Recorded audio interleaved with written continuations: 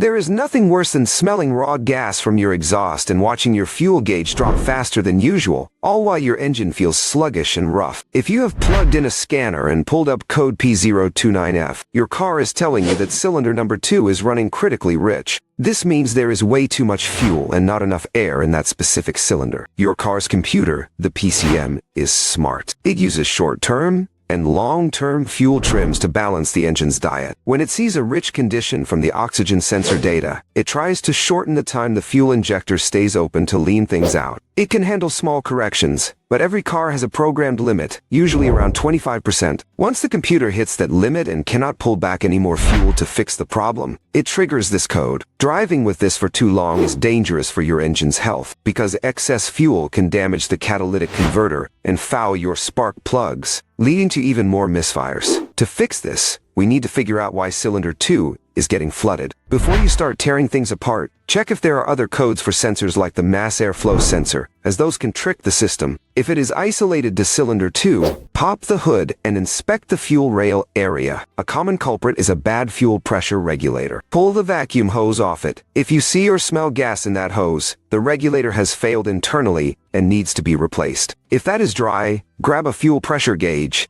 and make sure your system pressure matches what the manufacturer recommends. High pressure forces more fuel in than intended. If pressure is good, move to the injector on cylinder 2. You can use a device called a noid light to check the electrical pulse. Unplug the injector, plug in the noid light, and crank the engine. It should flash rapidly. If it stays solid on, you have a short to ground keeping that injector open constantly. If it flashes normally, plug the injector back in and use a stethoscope to listen to it. A working injector makes a sharp clicking sound. If you do not hear that clicking, or if the injector is leaking internally, it is dumping fuel when it should be closed. Diagnosing this is all about ruling out the regulator, verifying the electrical signal, and then confirming the mechanical operation of the injector itself.